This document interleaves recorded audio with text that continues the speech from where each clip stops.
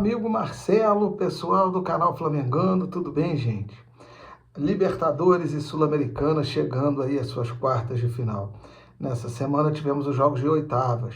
Vamos aos resultados, vamos conversar um pouco. O Flamengo perdeu lá em La Paz para o Bolívar por 1-0, gol do Bruno Sávio, mas venceu por 2-0 aqui, gol do nosso querido Luiz Araújo e do Léo Pereira, e no agregado venceu por 2-1. O jogo em La Paz foi difícil, principalmente no segundo tempo, o time cansou e tal, mas assim, o Rossi foi muito bem, mas o Flamengo não passou aquele sufoco todo, não.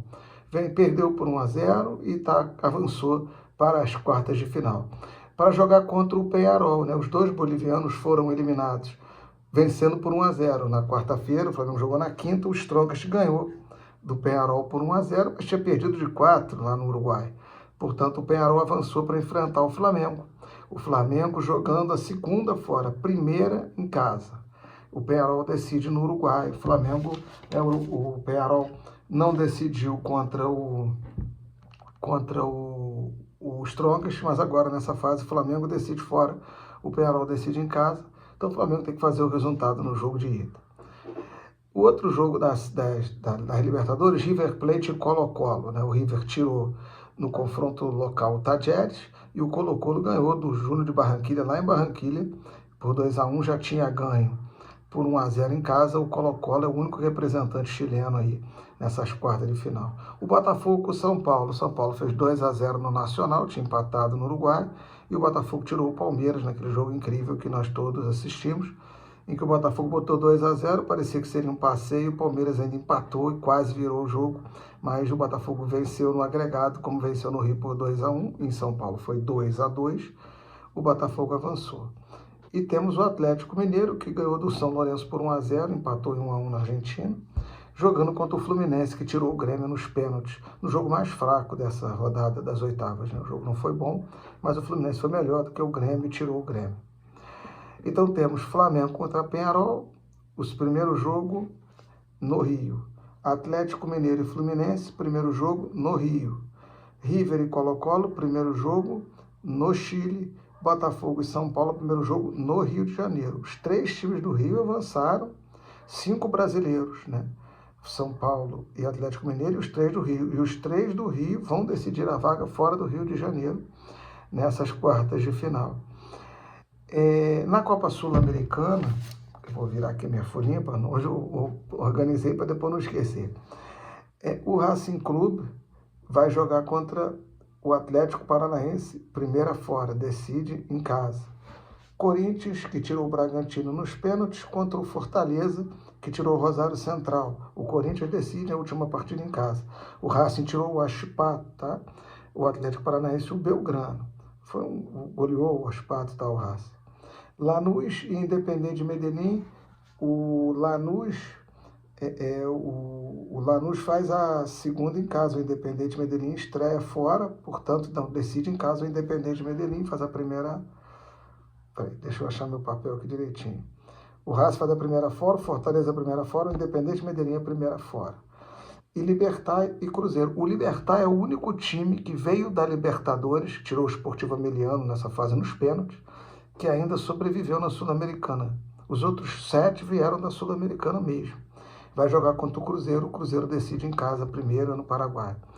O Cruzeiro ganhou do Boca por nos pênaltis, perdão, né, por 2-1 depois de empatar na Argentina, perder por 1-0 na Argentina, empate no agregado, no jogo que o Boca mostrou muita força de vontade, porque o Advíncula foi expulso com 1 minuto de jogo e o Boca ainda conseguiu levar para os pênaltis, mas o Cruzeirão da Massa passou.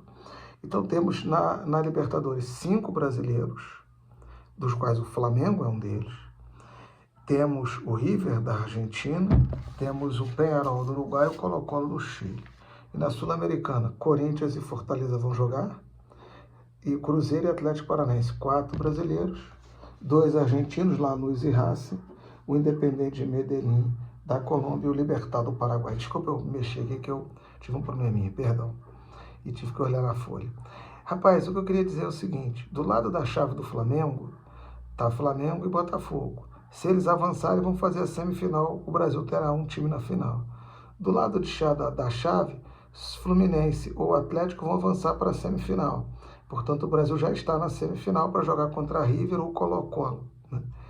Na Sul-Americana, Corinthians e Fortaleza vão jogar, mas o Atlético Paranaense e o Cruzeiro vão jogar contra equipes de outros países. Portanto, vamos depender ainda aí quem é que vai avançar do confronto brasileiro e se os brasileiros também vão avançar de fase.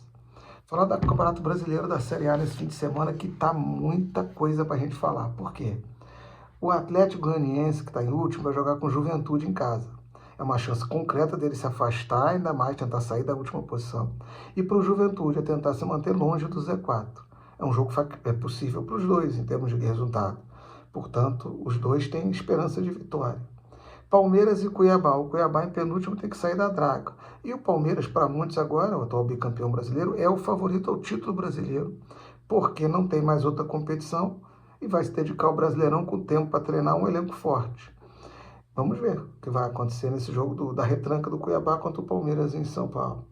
Atlético Mineiro e Fluminense vão fazer uma partida que é importante para ambos. O Fluminense porque quer sair lá de baixo. O Atlético que tem uma desvantagem grande para o G7 e está tentando chegar lá, né? Bahia e Botafogo. O Botafogo perdeu para o Bahia na Série A.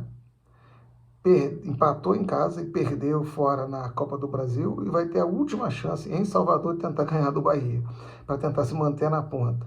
Com o Palmeiras agora, com essa, pode vir a ter uma grande força. E já o Botafogo pode perder a liderança em pontos ganhos, se o Fortaleza ganhar o jogo que tem a menos. Para o Botafogo é imperioso vencer. E o Bahia, tentando se aproximar do Flamengo, o Bahia em quinto, 3 pontos do Flamengo, com o Flamengo um jogo a menos. Se o Bahia ganhar o jogo, ele vai para o bolo. Então é um jogo muito importante. Outro jogo importante da rodada, o Grêmio com o Criciúma, os dois tentando se afastar cada vez mais do Z4. Fortaleza e Corinthians. O Corinthians vai sair do Z4 ou vai continuar na draga? O Fortaleza vai assumir a liderança, vai se manter em segundo se o Botafogo ganhar, mas com um jogo a menos. São Paulo e Vitória. O Vitória tem que ganhar. O São Paulo para também chegar lá em cima. Está ali brigando nas primeiras posições. Inter vai parar de perder os jogos que tem a menos para subir, já em 13º, e o Cruzeiro em 7º, tentando se aproximar ali do 6º, do 5º, em falar da briga pelo título. Flamengo e Bragantino, um jogo bastante complicado para o Mengão, porque o Flamengo teve uma semana muito desgastante, muito difícil, né? Ir à altitude, jogar em La Paz. Teve o jogo do final de semana com o Botafogo, que foi complicado. E o Flamengo vai fazer o quê contra o Bragantino, que vive um momento de baixa? Em 12º, talvez a sua pior colocação, acho que no campeonato até o momento. E o Vasco vai fazer um confronto da Copa do Brasil, só que pela Série A, contra o Atlético Paranaense em casa. Então, o Vasco em 10º tentando subir na tabela. O Atlético em 9º também, junto com o Atlético Mineiro ali, querendo tentar chegar no pelotão da frente, mas com uma desvantagem já considerável. Vamos ver o que vai acontecer. Então, são muitos jogos interessantes. Foi uma semana realmente muito interessante, de jogos muito bons, alguns outros não tão bons, mas enfim, de emoção, com a Sul-Americana, com a Libertadores e com a Série A do Brasileiro no final de semana e agora nesse que vem. Vamos ver o que vai acontecer, né? E dizer que eu achei que o Dorival voltou a fazer aquilo que ele falou que ia fazer, que era chamar jogadores da seleção para a seleção que atuou no Brasil e fez muito bem. O Gerson merece, o Luiz Henrique merece, o Estevão merece, os caras que vão correr, né? O cara que está na Europa, que está longe, que pega uma viagem desgastante, muitas vezes não consegue render. Se o time do Brasil, se o futebol brasileiro não tiver capacidade de fazer um time com jogadores de fora e jogadores daqui, mas valorizando os que estão aqui também, para ganhar, por exemplo, do Chile e do Paraguai agora, não é para ir para a Copa do Mundo mesmo. O Brasil nas eliminatórias até aqui está muito mal, né? Foi sob o comando do Fernando Diniz, ganhou do Peru, que está em último, ganhou da Bolívia, que está em penúltimo, empatou com a Venezuela em casa e perdeu todos os jogos. Isso não é uma campanha de futebol brasileiro. Já fez o que fez na Copa América, só ganhou do Paraguai e veio embora. Empatou, né, os jogos todos e perdeu no pênalti para o Uruguai. Então o Brasil realmente está muito aquém hoje das suas tradições. Espero que essa convocação e essa ideia do Dorival, que me parece correta, comece a virar essa página, porque está realmente feio. A seleção não está representando o povo brasileiro e o futebol brasileiro como ele gostaria de ser representado. Está na hora de virar esse filme. Tá bom, pessoal? Dá um like aí na gente, segue o canal Flamengando e é isso. Vamos brigar, vamos pro jogo, vamos para frente, que tem muita coisa para passar debaixo dessa ponte. Ontem eu tive no Match Day, Flamengo e Bolívar, né? Eu no match day, mas sem poder ver o jogo, não sei se vocês viram, foi um negócio surreal, mas foi muito divertido com o Brian, o Marcelo e o Oduvaldo. E é isso. E se Deus quiser, segunda-feira estaremos juntos na live Raiz, 21 horas, a gente espera vocês. Dá o like aí, galera. Obrigado, nação. Um abraço.